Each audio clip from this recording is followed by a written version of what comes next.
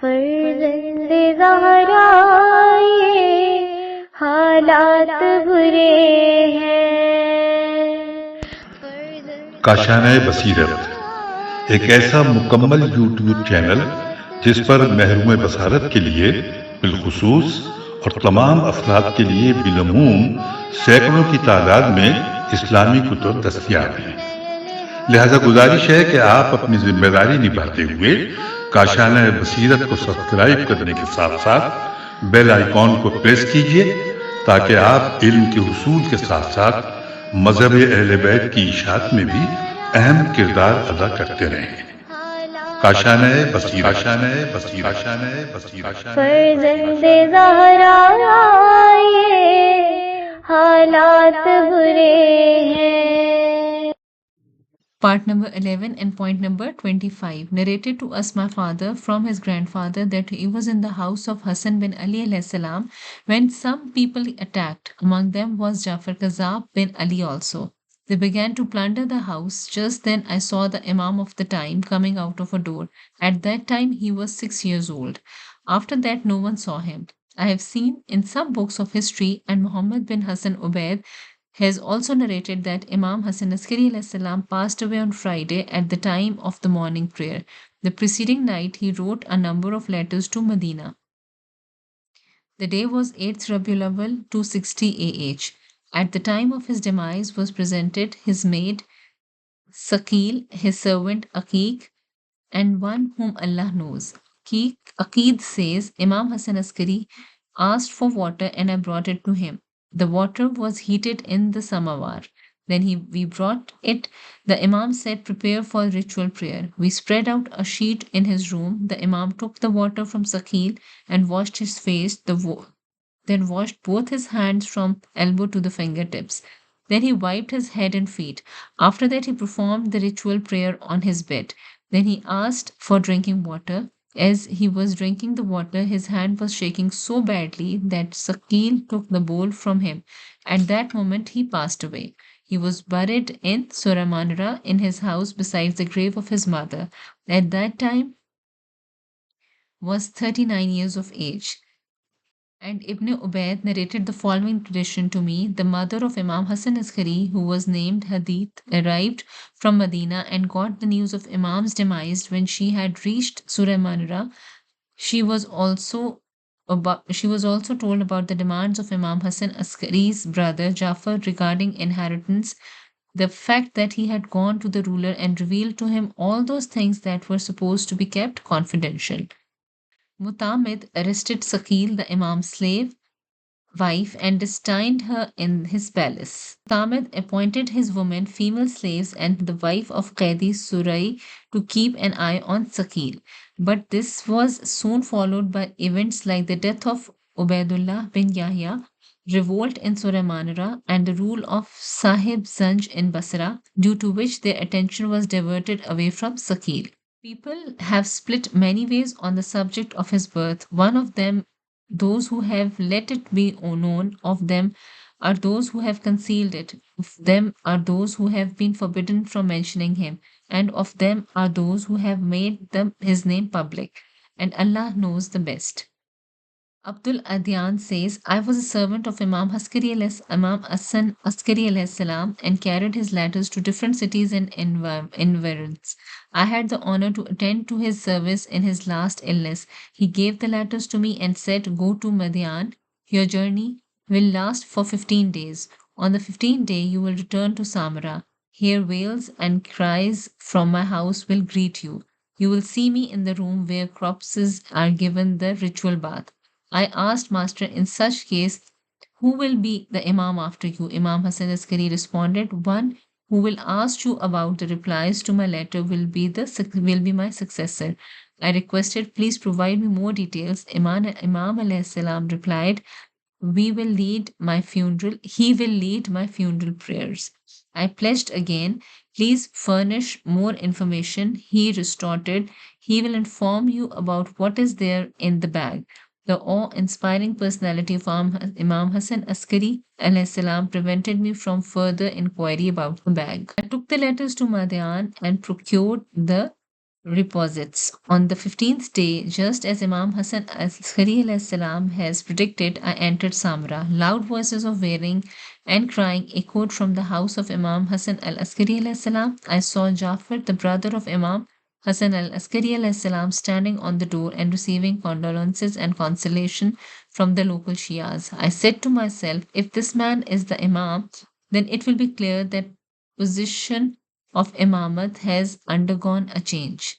For I have seen him drink wine, gamble, and play musical instruments. I went near him and offered my condolences. He did not ask me anything. Afterwards, Akid emerged from the house and said, Master, your brother has been shrouded. Come and lead his funeral prayers. Jafar went ahead to lead the prayers. Around him were some Shias, including El Saman and Hassan bin Ali alias Salama, who Mutamid killed. When I entered the Imam's house, I saw that his corpse had been shrouded, and Jafar bin Ali went forward to pray the funeral prayer. As he was about to announce the takbir, a young boy with the whitish complexion, curly hair, and broad teeth shining like a brilliant moon came out of the house. He caught hold of Jafar's robe and pushed him aside, saying, Uncle, move aside. I am more worthy of leading the funeral prayer of my father. Jafar withdrew in a corner and his face went colorless. The child went ahead to recite the prayers of his father dead body and buried him next to his father's 10th Imam's grave. Thereafter he turned towards me and said, O Basri, give me the replies of letters that are with you. I handed the letters to him and said to myself, two prophecies are already fulfilled. Now only the third one about the contents of the bag remains. I went to Jafar bin Ali and saw him sighing. Hajiz Washasha said to him, O master, who is that lad? So that I can establish the proof on him. He said, By Allah, I had never seen him and I don't know who is he.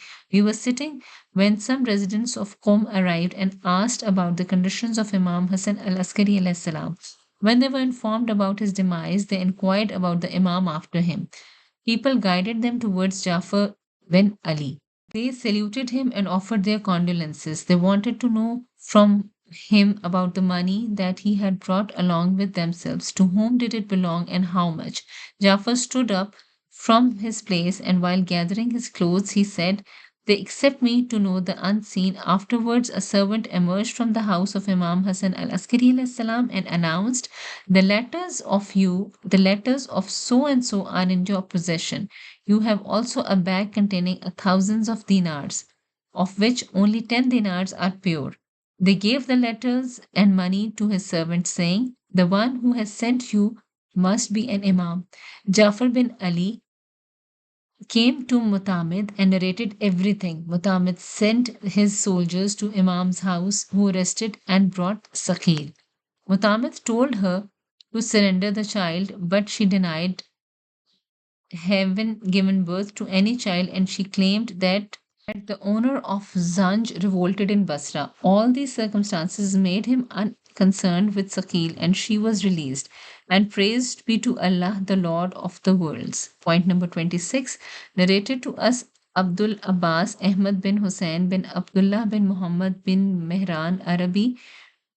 Narrated to us Abul Hassan Ali bin Sinan Musli.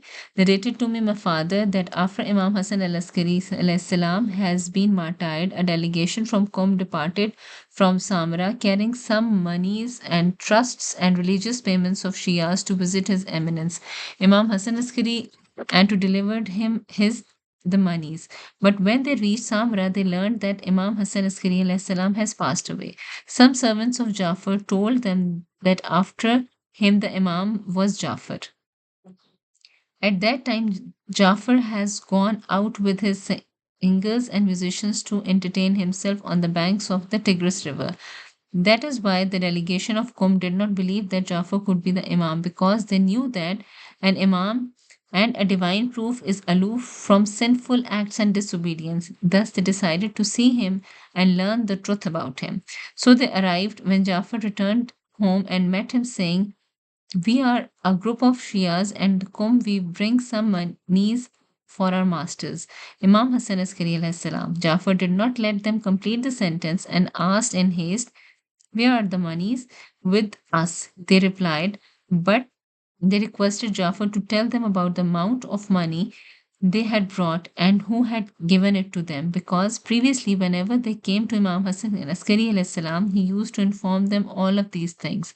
Jafar was dumbfounded and did not know what to do. Jafar protested that they were lying and the knowledge of the unseen was only for Allah, and his brother was not having such knowledge. The delegation of Qom was further perplexed and they looked at each other.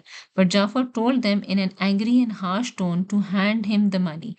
The group said that they were representatives of people of Qom and that they would hand him the monies only if he would furnish some signs like Imam Hassan Askari alayhi salam used to do.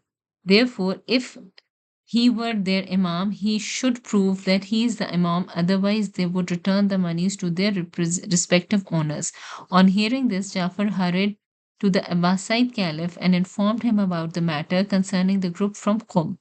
Jafar sought his help in taking hold of the money from Qummi group. The Caliph also pressurized the Qummis and said to them, "Give this money to Jafar." The Qum delegation said that they were representatives and agents of people of Qum. They have requested us not to give this money to anyone without getting a proof of imamat. And this same procedure was prevalent during the time of Imam Hassan Askari alayhi salam. What was that sign that Imam Hassan al Salam presented? The group said, without us saying anything, His Eminence used to inform us the details of whatever we had brought. And when we used to be reassured that the Imam is perfectly knowing those things, we used to hand them over to him. Now, if this man is the owner of guardianship, that is Vilayat, like his brother, he should inform us about these things and explain their quantity and condition so that we can hand it over to him. Otherwise, we would take it back to the owners. Jafar was infuriated and he turned to the Caliph and said, O master of believers, these people attribute falsehood to my brother because this is knowledge of unseen and my brother had no such knowledge. The Caliph paid no attention to the statement of Jafar but said they are agents and they are not the owners, so they could not be held responsible for their decision. The delegation implored the Caliph to help them leave the city in safety and in security. The Caliph ordered they be taken out of the city under police protection and none should obstruct their passage. The Qum delegation left the boundaries of the city and all of a sudden they decried a handsome young man who mentioned each of their names and said, "Except your master." The group said, "Are you the master of guardianship?" The youth replied, "Refuge of Allah, no. Rather, I am the slave and obedient one of your master. So come to me to be in the presence of our master." The Kum people happily followed the young men. When they reached the house of Imam, they saw that the Imam was sitting on a platform wearing a green dress. His face shone like a full moon. They saluted the holy Imam. And after they had made themselves comfortable, the Imam informed them about the amount of monies with them and the details of other items as well. The Qum group fell into prostration of thanks for Almighty Allah for having given them the recognition of their Imam and the divine proof. After that, they posed some religious queries to His Eminence, and His Eminence provided the replies. Then they handed over the money and goods to the Imam. His Eminence instructed them that in future they must not bring anything to Samara, but that it should be handed over to the Imam's representative in Baghdad. The Imam's written communication must also be taken from his representative.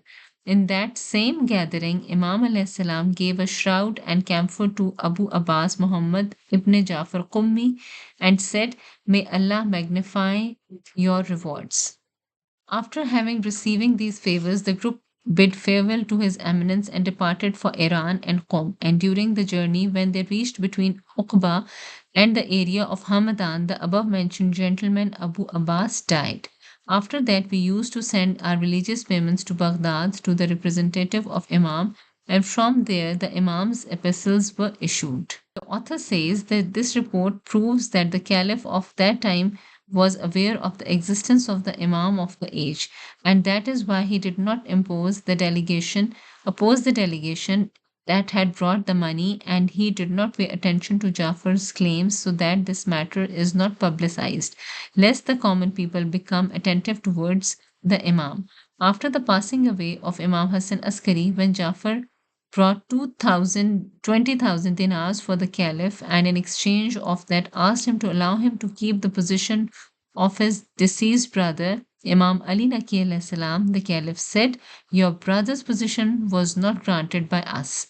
It was a divine appointment. You can see that I exhausted all of my capabilities to bring down the status of your brother, but all of my efforts have been in vain." On the contrary, his respect and piety went on increasing. If, in the view of the followers of your brother, you have had those qualities, you would not have needed any help from us. And if, in their view, you don't have the qualities of your brother had, even if I appoint you on the post of Imamat, it would be of no use. The birth of the master of this affair has been concealed from the people so that when he emerges, he would not be having anyone's allegiance upon him. Narrated to us my father and Muhammad bin Hassan, may Allah be pleased with them, they said, narrated to us Saad bin Abdullah from Muhammad bin Ubaid, from Muhammad bin Hussein bin Abil Khattab, from Muhammad bin Abi Umair, from Jamil Ibn Saleh and Abi Abdullah alayhi salam, that he said, the Qaim will arise without having anyone's elegance on his neck. Narrated to us my father, narrated to us Saad bin Abdullah from Yaqub bin Yazid and Hassan bin Zarif, all of them from Muhammad bin Abi Umair, from Hissam bin Salam, from Abi Abdullah alayhi salam, that he said, the Qaim will arise and there will not be anyone's allegiance on his neck. As if I can see the Shias after the passing away of my third descendants, they were roving about like cattle in search of pasture but unable to find it. I asked, why would it be so, O son of Allah's messenger? He replied, because that Imam will be hidden from them. I asked why. He replied, so that when he rises up with the sword, he would not be having anyone's allegiance on his neck. The master of this affair will be one whose birth shall be concealed from the people, so that when he rises up, he would not be having anyone's allegiance on his neck, and Allah's the Mighty and Sublime will improve his circumstances overnight.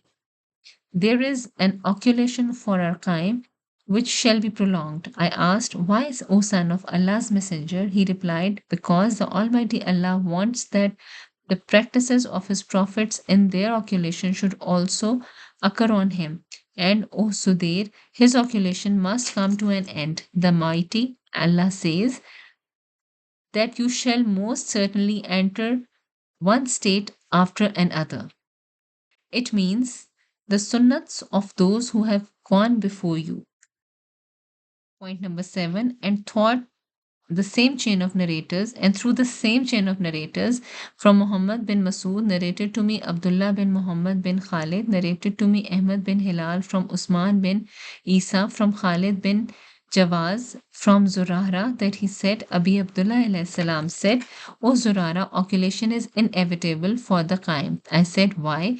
He said, he will fear for his life, and he pointed to his stomach with his hand. Next is, and through the same chain of narrators, from Muhammad bin Masood, narrated to me Muhammad bin Ibrahim Warraq, narrated to us Hamdan bin Ahmad Safwan bin Yahya, from Zurara, that he said, I heard Aba Jafar alayhi salam say, there is occultation for the Qaim before his advent. I said, why? He said, he will fear, and he pointed to his stomach with his hand. The Qaim will have an occultation before he rises up. I said, why? He said, he will fear, and he pointed with his stomach with his hand. Zurara says, that is, he will fear being killed.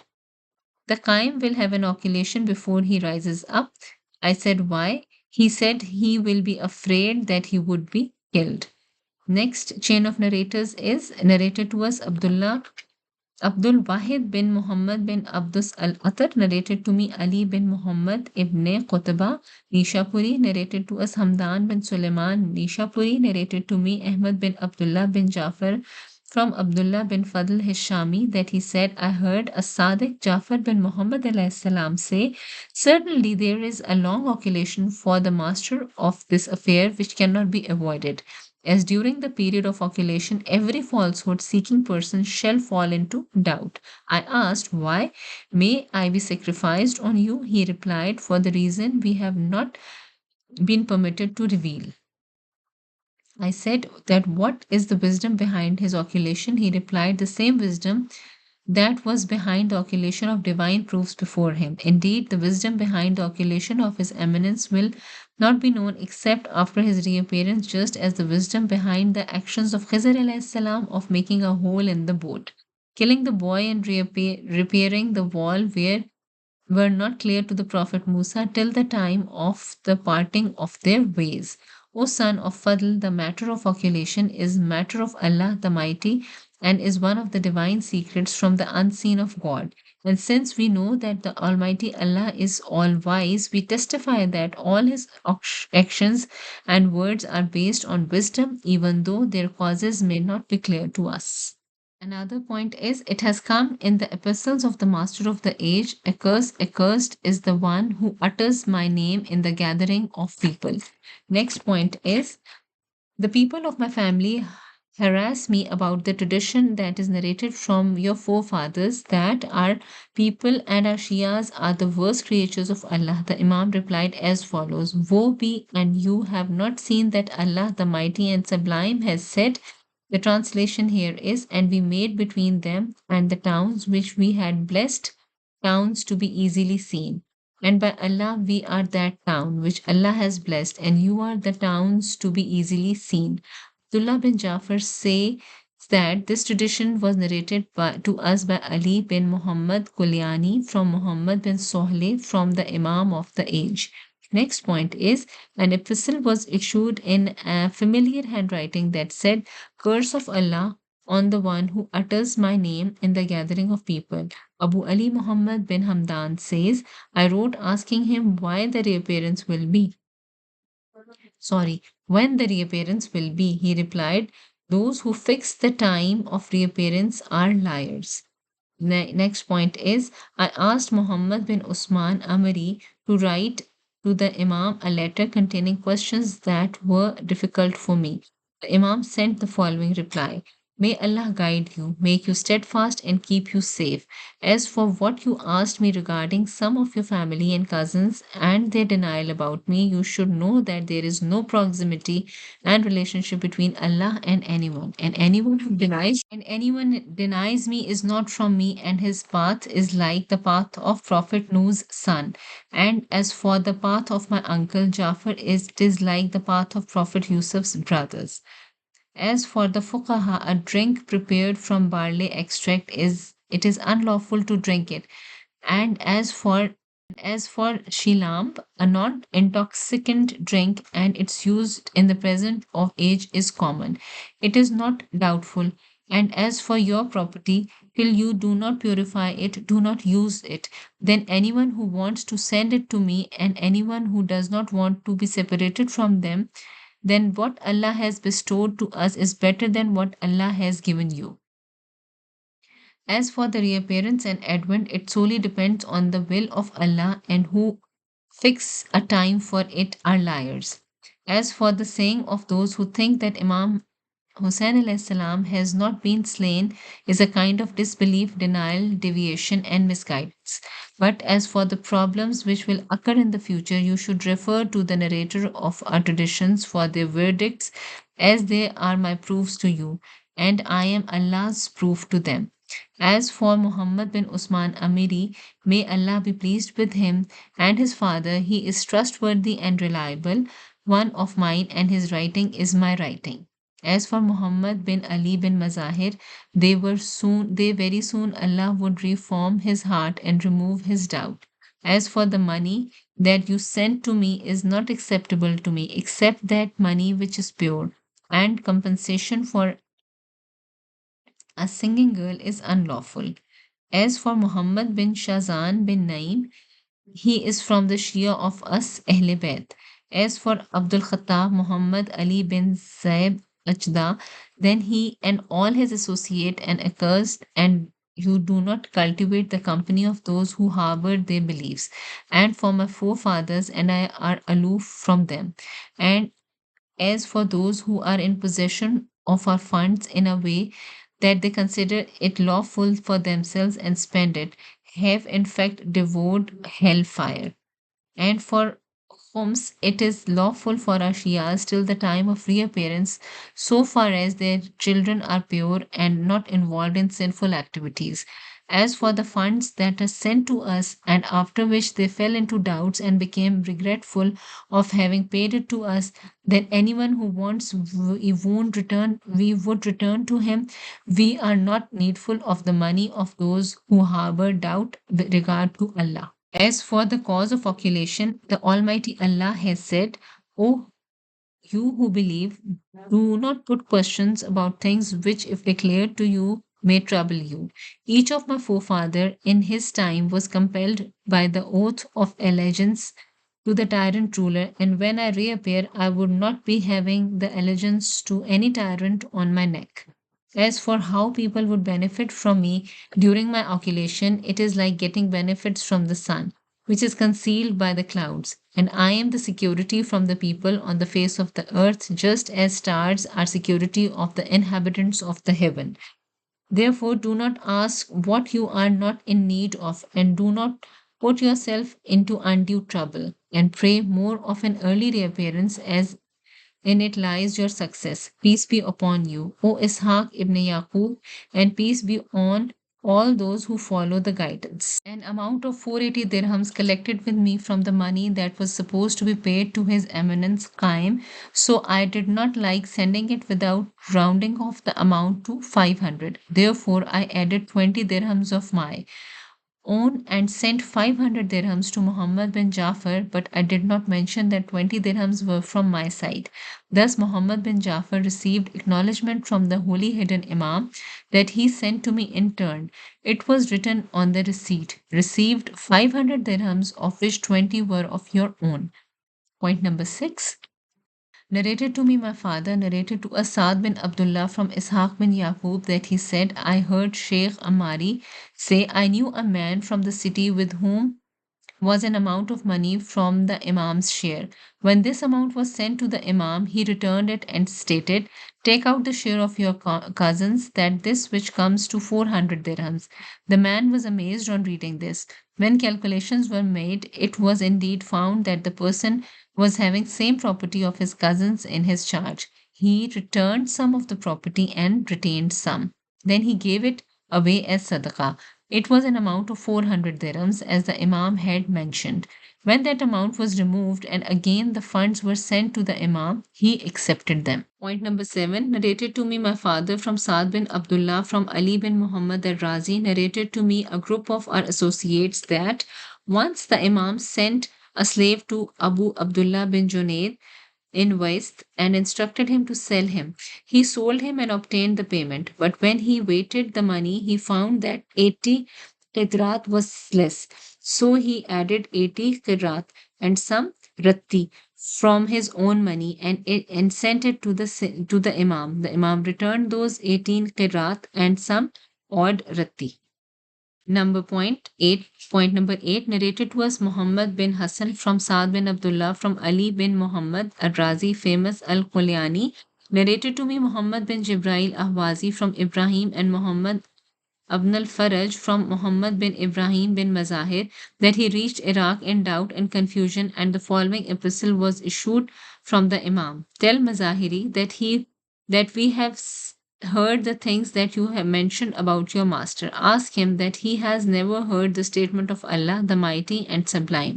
The translation here is, O you who believe, obey Allah and obey the apostle and those in authority from among you. In this authority, till the judgment day, for anyone else other than him who is concealed from your view.